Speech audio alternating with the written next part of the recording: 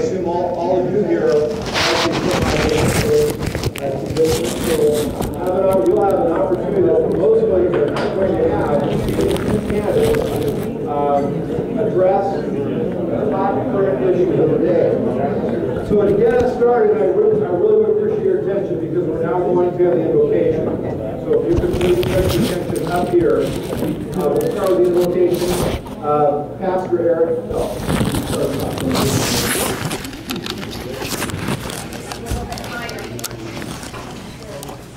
Thank you. Let's bow our heads for prayer. Father, many of us come to this election and we pray, Father, that you just replace that with the calm assurance that you're sovereign, you're in control. And sensing that, Father, help us to come to you for a sense of direction, dependent upon you for that. And then just as importantly, strength to follow through with the convictions that you place in our heart. Now be with the candidates as they speak, receive our gratitude, just gather us together, the freedom that we have. Express ourselves free in this great land. Thank you for the refreshments, all your many blessings. In Christ's name we pray. Amen. Amen. Now, would you all stand and we'll do the Pledge of Allegiance, and Paul Beckman will be leading us in the pledge. Veteran and former Marine. Always. I pledge allegiance to the flag of the United States of America and to the republic for which it stands, one nation under God, indivisible, with liberty and justice for all. Thank you. You may be seated.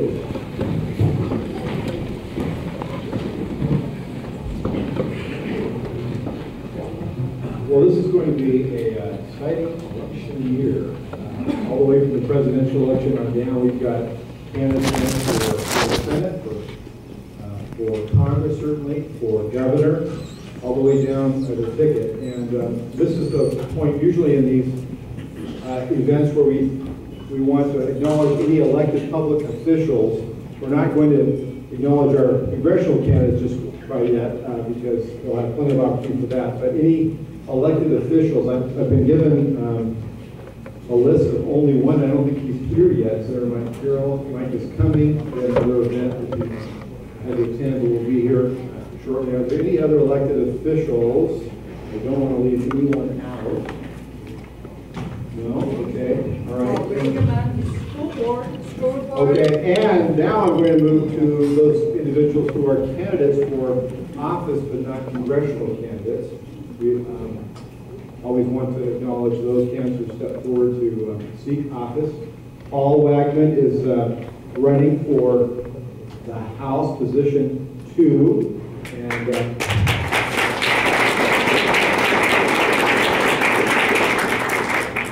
I am running for position 1 at the Those are our two candidates, other than the congressional candidates that I wanted to bring attention to. Any other candidates per se? You're a candidate, sir? Yeah, Pierce County Council, District 3, my name is Corey Drury. Well, stand up so we can see you. My name is Corey Drury. I'm running for Pierce County Council, District 3. I live in Spanaway, Washington. And see this today. Great. Glad you come. Thank you so much. Paula Lonergan would probably like to announce her husband. Yes. Okay. Oh, yes, right there. Okay. Coming forward. I'll give you one. Paula Lonergan, representing my husband, Mike Lonergan, who is running for County Assessor Treasurer. We appreciate your vote. I'm a great candidate, so we are going to support him.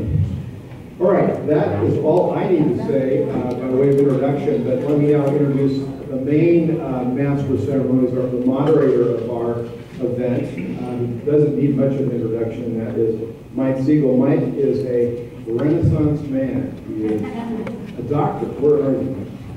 There we are. A doctor. I didn't know that. He's a doctor. He is, of course, a famous radio talk show host, an author. You were a school teacher at one point. Is that right? And now he's a moderator of a political event. I probably could go on, but we're really fortunate to have him to come out and lead this event. Mike did this 2 years ago when we had a legislative district forum such as this. Did an exceptional job, and we wanted to certainly have Mike back. So give Mike a round of applause and thank him for coming.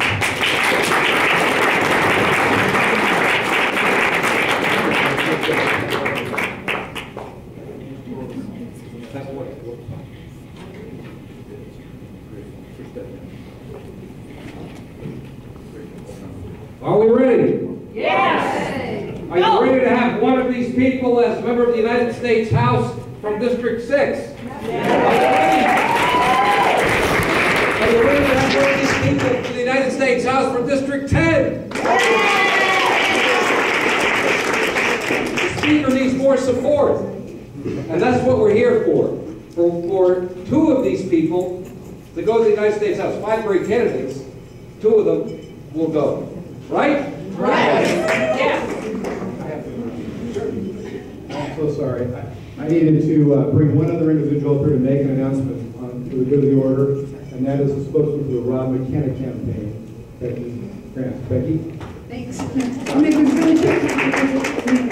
But I just want to make a quick announcement that next Thursday, May 24th, is going to be a dinner for Rob McKenna at the Puyallup County Fairgrounds in the pavilion at 5 o'clock.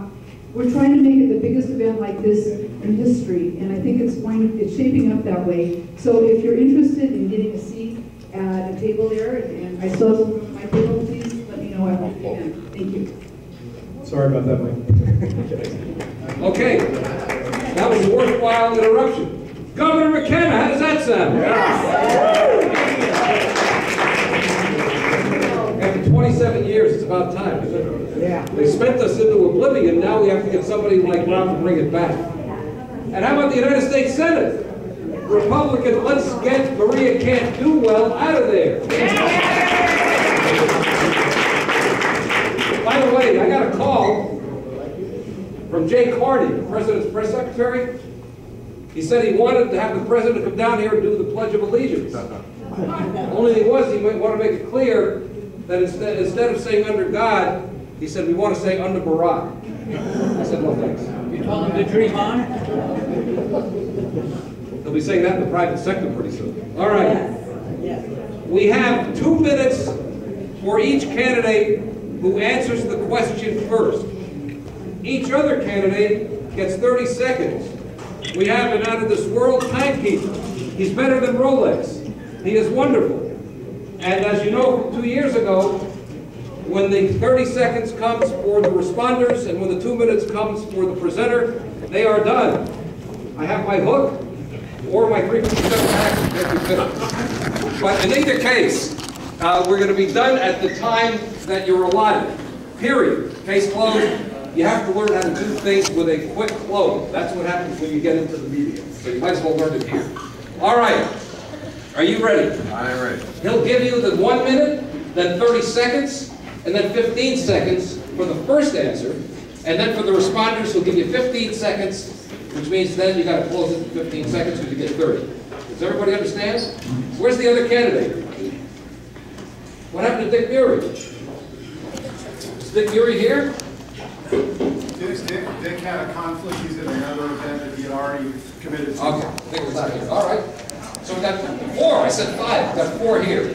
All right, question number 1. We'll start over at this end. Mr. Young, you ready? Kick off and develop.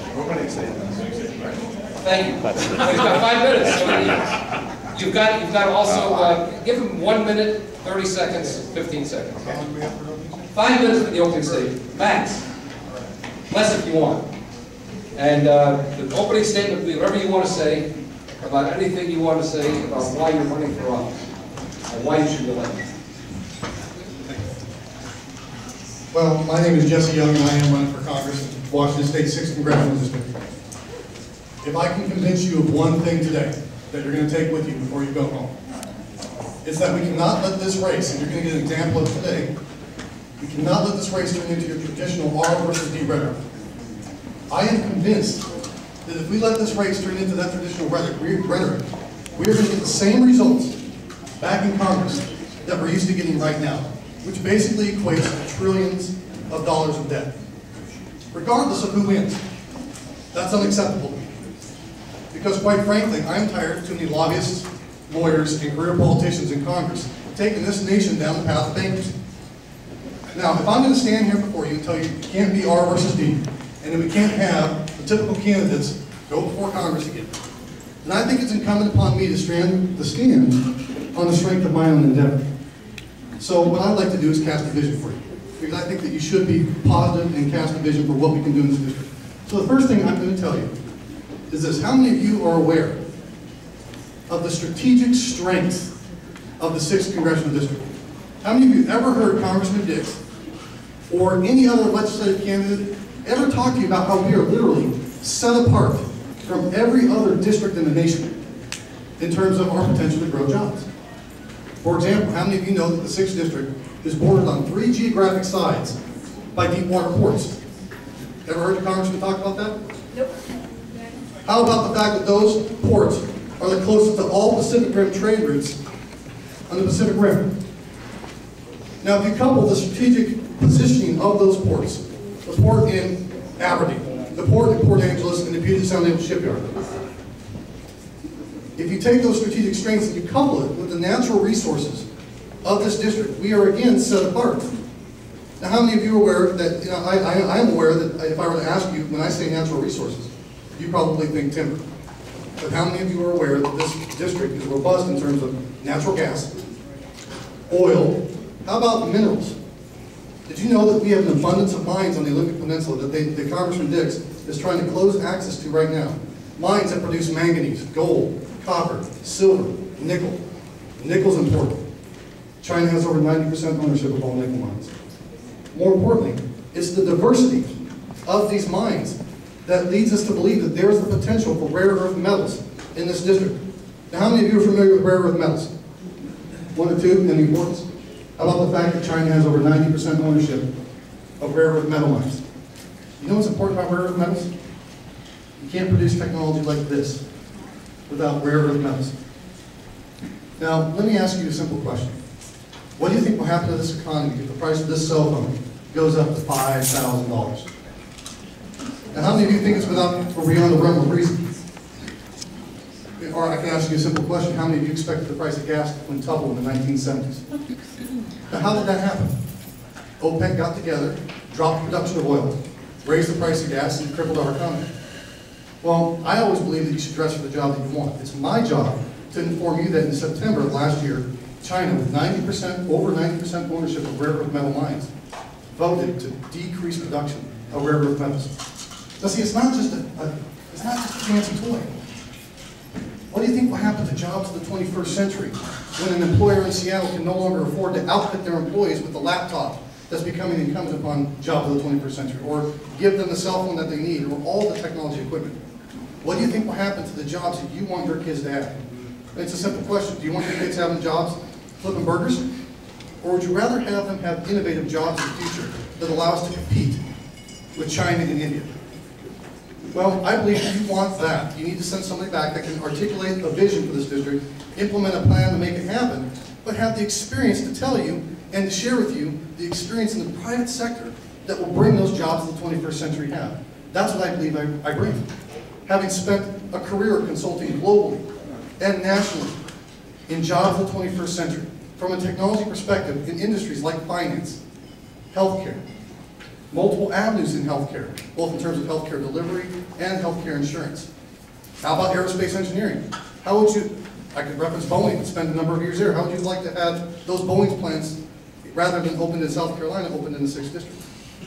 These are the types of experiences you need to bring back to Congress. That's why I believe that with that experience, I am the right candidate now instead of another lobbyist, lawyer, or career politician. Now is the time for the right kind of experience. Now is the time for the right kind of leadership. Now is the time for Jesse Young for Congress. Thank you very much. Thank you. All right, our second candidate will start at the other end of the table, and that's from the 10th District, I believe, Stan Fleming.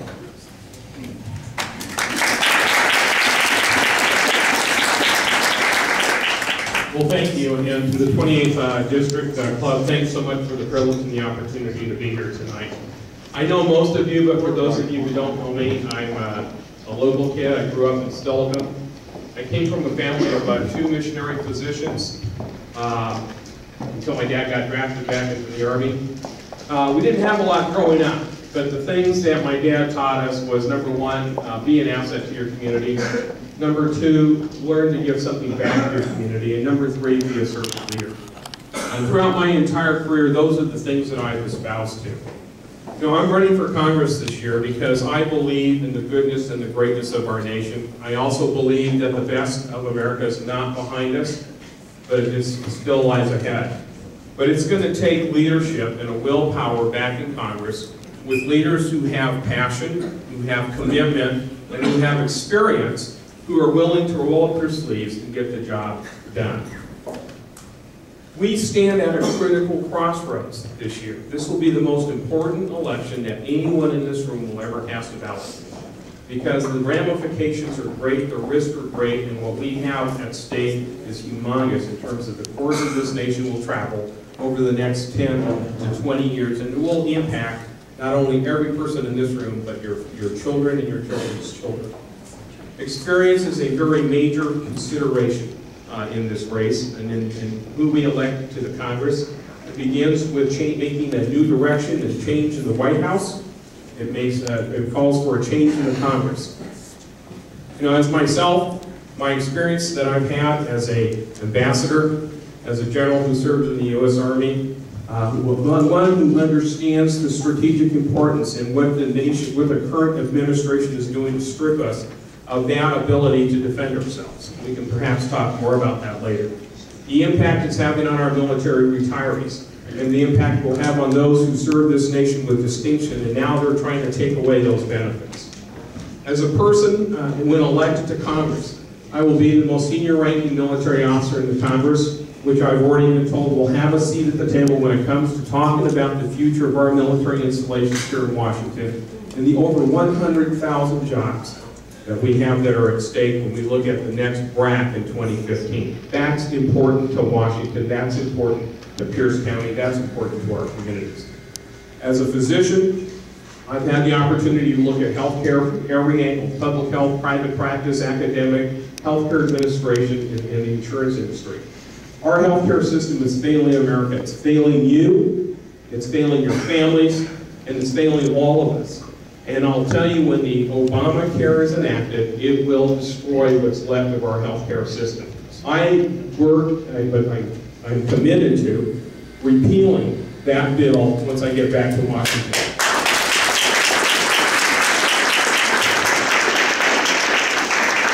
You know, as an educator, I've had the opportunity to serve as a university president, and I've had an opportunity to teach in classrooms at the college level. And our kids are arriving, they're not prepared to meet the rigors of a higher academic standards and program, but when they graduate, they're not ready to meet the rigors of the workforce. And we need to take a hard look at how we restructure our education, make it a national strategic priority, move those dollars out of the Fed so that they're not obstructionists, and make the facilitators get those dollars down to the state, to the local level, so that parents and administrators and teachers can be partners in defining what is best for our kids.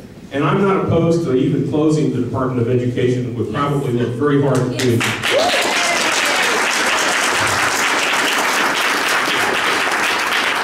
to get that message back to Washington. I need your help.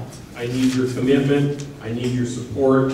I need your willingness, because running campaigns is not about the candidate. It really is about the people behind the scenes who make it happen, and that's every person in this room.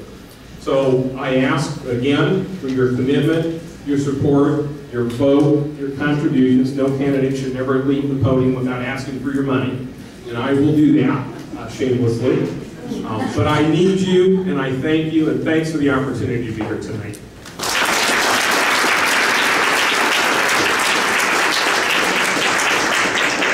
Okay, our third candidate for the final presentation, David Eichner. Thank you. I'm Pastor, and I'll take a few minutes first to just introduce myself, because I am brand new to politics. I, like a lot of you, just got involved this year for the first time. I went to my first caucus, and I went to my first county convention, and I'll be going to my first state convention this year. Ike Eichner was the son of a good man. My dad served his nation as an Air Force officer in Vietnam. I remember growing up wondering why Dad wasn't there, but I found out later he had all kinds of great stories about what happened there. But he taught us the value of hard work, and he taught us about personal responsibility and sacrifice. That experience led me always to look at what could I do to work hard, to save for the future, for what I wanted. My dad grew up on the streets of Newark. He worked his way through college and said, you can work your way through college too, you'll appreciate it a lot more. And I did, and my sister did, and my brother did. And we did appreciate it more. I worked hard. I probably worked 30 hours a week in high school saving to go to college. I was also boxing. I was an amateur boxer and fought in junior Golden Gloves tournaments. So I'm a battler. I'm ready to go battle in Congress. And I went through the Navy, or went through the University of Washington on a Navy ROTC scholarship. And I was selected to go to the Navy's nuclear power school as a business major, which is actually pretty unusual. I had pretty good grades in college, and I got interviewed by the Admiral. I missed Admiral Rickover by 2 months, thank the Lord. And I was interviewed by Admiral McKee, and he said, you have the bare minimum qualifications to be in my program. Why should I let you in? And I looked him straight in the eye and said, sir, there may be smarter people than me in the room, but there are rarely people who work harder than I do. My wife will tell you that she refers to me as a workingaholic. That's probably my biggest failing, is I work too hard. And sometimes I ignore the things that are the most important. But as I've gotten older, I've gotten a little bit more wisdom, and I've realized what's really important are our families. I served on board a strategic SSBN 634, which is a strategic deterrent ballistic missile submarine, and served on a number of patrols. I served in the Naval Shipyard in Charleston, South Carolina, so I'm familiar with submarine bases, and I'm familiar with shipyards. Two very important parts of our district, with the submarine base hangar, with Keyport facility, and with our Naval Shipyard in Bremerton. I can speak to those issues credibly with naval leadership back in DC. After I got out of the service, because I decided being in a metal tube for 3 months at a time was not my cup of tea. I have a lot of respect for people who can do that for 20 years, but that was not me. I got out, I went to work in the private sector, started raising a family, and I went back to school at night and finished an accounting degree. Kind of fell into the family biz. My little brother's an accountant. My father was an auditor looking for waste, fraud, and abuse in the government after I got out of the Air Force. I went to work after I got my CPA license for Nightingale & Gregory, which is a local CPA firm here for many years. And they soon became RSM McGladrey. You've probably heard of them now. I headed up their technology department. So as an accountant, I had a love of technology. I love being able to solve problems with technology. And there are a lot of things we can do to solve problems with technology. With that background in engineering, with accounting, with technology, serving on boards, not-for-profit boards, prison ministries, I'm an elder and a worship leader in our congregation. I go into jails and prisons, and I preach the word. And what's got me terrified enough to ignore all of those responsibilities, my business that I started 12 years ago, is the debt. The debt should terrify every single one of us. Because right now it's 10% of our budget, and we have really low interest rates right now. If rates rise to historical levels, our nation will be bankrupt. We must address that debt. So that's why I'm running, for the sake of our children and our future.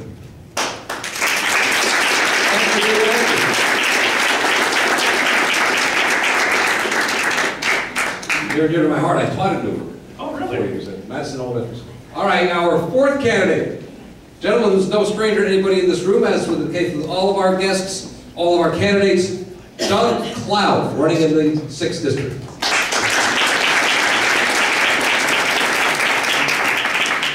Well, you know, I can really feel the passion and commitment in this room. And I know that it exists because I know Erica, I know Nicole, and I know Steve, and I know a bunch of you, as was indicated. There is a lot of passion and commitment here in this room. And I tell you what, there has to be. Because there's really only one issue in this election, in this country, and in our hearts, and that is human freedom. The freedom that our forefathers craved and fought for, and the freedom that has almost slipped out of our fingers throughout this country and throughout the world. That's the issue. Yes, amen. Will we free the human spirit once and for all, or will we die? That's the question. Really, that's what it's about. We have been enslaved by a collective of con men who have taken from you your freedom, your ability to run your life, and to some extent, some very great extent, your happiness. And there's only one solution, and that is to fight.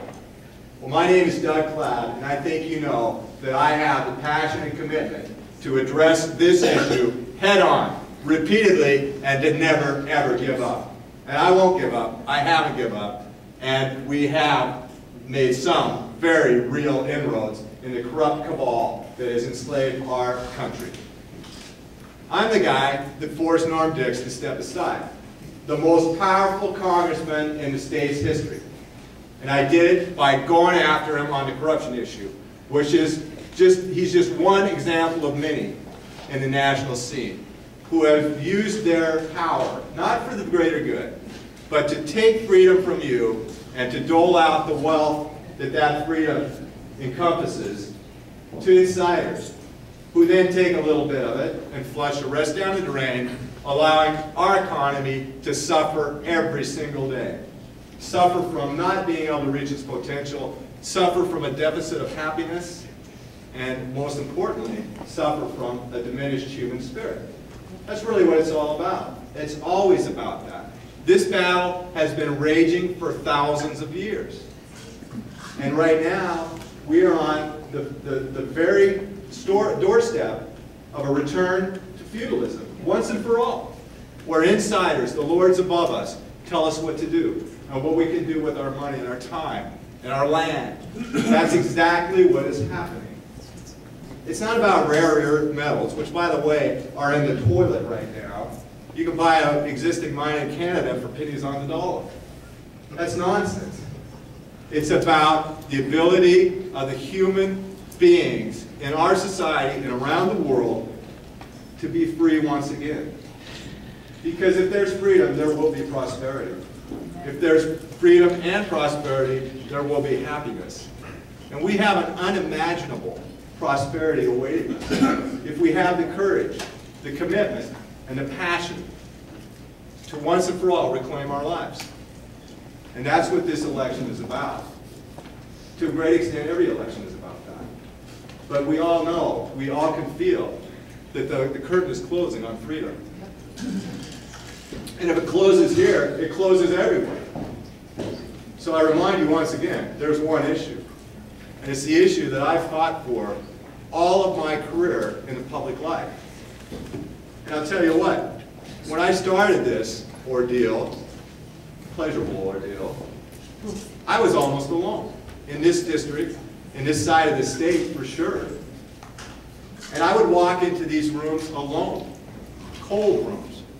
But I'll tell you right now, the rooms aren't cold anymore, and everybody in this district knows that this seat is up for grabs. And I put that seat up for grabs. And nobody else can take that claim or make that claim. And I'll tell you what, I'm going to build on what I've done before. The name familiarity, the personal interaction, and the skills that I've gained. And I'm going to take that seat back, and I'm going to turn around, and we're going to take this country back. And one thing that everybody here knows, I don't back down. I'm not afraid to call a spade, so to speak, or a trowel, to use the tool analogy. And I will. And I'll take on the toughest, most powerful people in the country if necessary. And I've done that. And it's not about, again, rare earths or ranking somebody for their profession. It's about people that know what to do and know how to do it and can get it done, and I'm the only guy here that can do that. Thank you.